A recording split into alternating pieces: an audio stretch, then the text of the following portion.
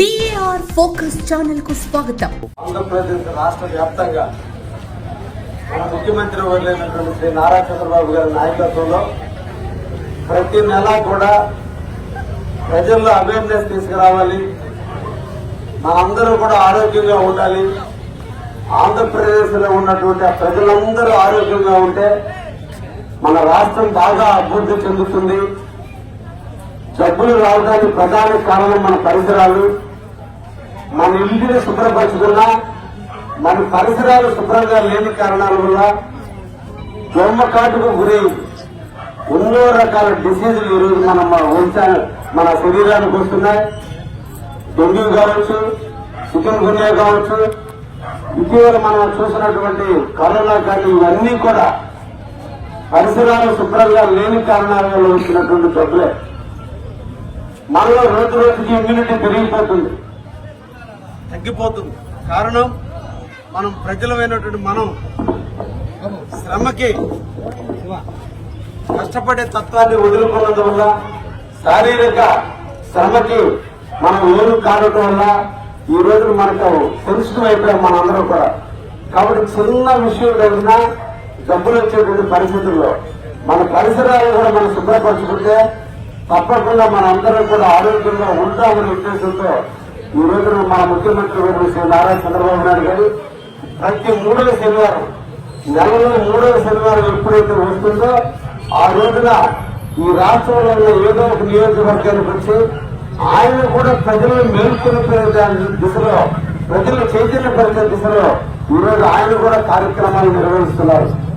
మన కోసం, మన బిడ్డల భవిష్యత్తు కోసం, మన జీవితాల కోసం, మన ఆరోగ్యంగా ఉండడం కోసం నడుము కట్టిన నారా చంద్రబాబు నాయుడు లాంటి ముఖ్యమంత్రి జరగడం మన అందరి అదృష్టం. వారి సూచనలు మనందరం కూడా పాటిస్తే మనం కూడా ఆరోగ్యవంతులుగా ఉంటాం.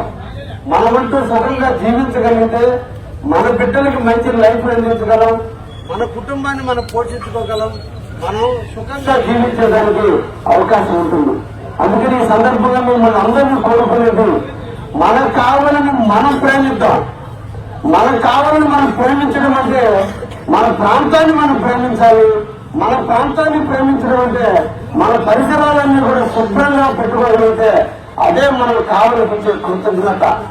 కావాలి ఈ రోజు ఒకప్పుడు ఈ ప్రాంతంలో చెట్లుండి ఈ చెట్టుల్లో చెత్తను తీసుకొచ్చి పెడేస్తే ఆదివారం దానికి సంబంధించిన చెత్త రాకపోతే పందులు కుక్కలు వచ్చిన బిల్లు చదివితే ఈ ప్రాంతం అంతా కాగితాలమయం, చెత్తమయం అయిపోయింది. మీ అందరి కోసం, మన కావలి కోసం ఈరోజు కొత్తగా రాష్ట్రంలో ఎక్కడా లేని విధంగా ఇక్కడ ఈ బ్రీఫ్ కేసులు లాంటి బీరువాలు లాంటి దాన్ని పెట్టి మీ చెత్తంతా తెచ్చి దీంట్లో పెడితే ఏ టైంలో అయితే ట్రాక్టర్ అధికారులు వచ్చి ట్రాక్టర్లు వేసుకుని మళ్ళా బిల్లులు అక్కడే పెడతారు. మళ్ళా మీకు ఖాళీగా ఉన్నప్పుడు మీరు తెచ్చిపెట్టినా లేదా దానికి సంబంధించిన శానిటేషన్ వచ్చినప్పుడు వాళ్ళకి మీరు బిల్స్ అందిస్తే వాళ్ళు దాంట్లో భద్రపరచడం జరుగుతుంది. గాలికి కానీ, కుక్కలకు కానీ, లేదా పందులకు కానీ అవకాశం లేకుండా గిడి పెడుతున్నారు. కాబట్టి ఎవ్వరికి కూడా చెత్త రోడ్డు మీద రాకుండా చేసేదానికి కార్యక్రమాన్ని కావలిలో ప్రారంభించడం జరిగింది. ఇదంతా కూడా కావలి ప్రజల కోసం, కావలిలో జీవించే ప్రజల కోసం తీసుకున్న పథకం. ఇది అమలు చేయాలన్నా, ఇది సక్సెస్ అవ్వాలన్నా ముఖ్యంగా మా తల్లులు, మహిళా తల్లుల చేతిలోనే ఉంది.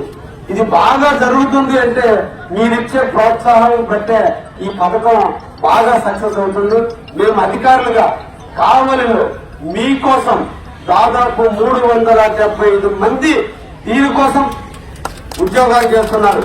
ఈదులు చిమ్మే కానించి, మట్టి ఎత్తిచ్చే కానించి, ట్రాక్టర్ తీసుకుపోయి ఈ చెత్తను తీసుకుపోయి ఎక్కడ దూరంగా పెట్టే కానించి అన్నిటి కోసంగా నిరంతరం 375 మంది, అంటే నెలకి 60 లక్షల రూపాయలు చెల్లించి ఈ రోజు మన కావలిని శుభ్రపరిచేదానికి ఇంతమంది అధికారులు మీకు పనిచేస్తున్నప్పుడు ఇంకా కూడా మీరు ముందుకొస్తే ఇంకా పెంచేనా మన కావలి మనం శుభ్రపరుచుకునే దాంట్లో ఎమ్మెల్యేగా ఎప్పుడు మీకు అండగా ఉంటానని నేను సిద్ధంగా ఉన్నా. మన పరిసరాలను మనం పరిశుభ్రంగా ఉంచుకుందాం. తప్పకుండా మాతో కలిసి నడవండి. అధికారులు మీతో మమేకమవుతారు, ఈదులు చిన్న వాళ్ళు మీతో మమేకమవుతారు.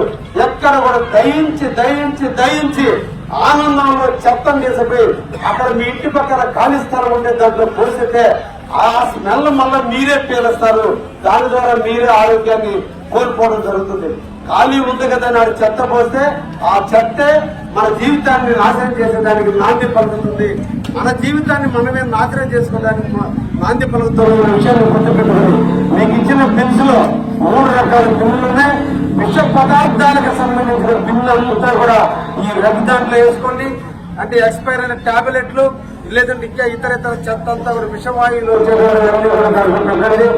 అన్నానికి సంబంధించి కూరగాయలు కుళ్ళిపోయే వస్తువులు ఏవైతే ఫ్రూట్స్ కావచ్చు, లేదా కుళ్ళిపోయిన అన్నం కావచ్చు, చెడిపోయినటువంటి సాంబారు రసం అటువంటి పదార్థాలు కావచ్చు, అవన్నీ కూడా మీరు డస్ట్బిన్లో అంటే మీ సింకుల్లో పోసుకోకుండా ఈ సింకుల్లో పోసుకుంటే మళ్ళీ బొద్దింపులు పెరిగితే పురుగులు పెరిగితే మళ్ళీ ఆ పురుగులే మళ్ళా వచ్చి మీరు ఇళ్ళలో ఉన్నప్పుడు రేపు నిద్రపోయేటప్పుడు ఆ బొద్దింపులు మళ్ళీ ఇంట్లోకి వచ్చి ఏమంటే తిరిగి ఆ పదార్థాలన్నింటినీ నాశనం చేసి మళ్ళా మీకు తెలియకుండా డిసీజ్ వచ్చేటువంటి అవకాశాలు ఉన్నాయి. కాబట్టి అన్నిటినీ కూడా దాంట్లో పోయింది. అదేవిధంగా పొడిగి పేపర్లకు సంబంధించి ఇతర పొడిగా ఉన్నటువంటి అన్ని కూడా పెట్టండి. ఈ కావలలో మీకోసం 375 మంది కూలి వాళ్ళు, 375 మంది అధికారులు మీకోసం నిరంతరం పనిచేయడానికి సిద్ధంగా ఉన్నారు. తప్పకుండా మన కావలను మనం కాపాడుకుందామని చెప్పి సందర్భంగా మహిళా తల్లులందరినీ కూడా కోరుకుంటూ ఈ స్వచ్ఛాంధ్ర ఆంధ్రాలో కావలి ఒక స్వచ్ఛమైన కావలిగా ఉండేదానికి మనందరం పనిచేద్దామని ఈరోజు మీ తల్లుల కోసం మా బిడ్డలైన పిల్లలు కాలేజీ చదువుకునే బిడ్డలు కూడా ముందుకు వచ్చి ఈరోజు అవేర్నెస్ క్యాంప్ పెట్టినందుకు ఆ బిడ్డలందరినీ కూడా ప్రత్యేకంగా అభినందనలు తెలియజేస్తూ రేపటి తల్లులు మీరే ఇప్పటి నుంచి మీ ఇళ్లలో మీ తల్లిదండ్రులు చెప్పండి. కాగితం కనిపిస్తే కేసులు వచ్చే డస్ట్బిన్లు వేసే విధానాన్ని మనం కానీ అవలంబించుకుంటే కావలి పరిశుభ్రంగా ఉంటుంది. తల్లులందరూ కూడా తెలియజేస్తూ నమస్కరిస్తూ ముగిస్తున్నారు. ఎప్పటికప్పుడు లేటెస్ట్ అప్డేట్స్ కోసం వెంటనే మన DAR ఫోకస్ ఛానల్ ను సబ్స్క్రైబ్ చేయండి.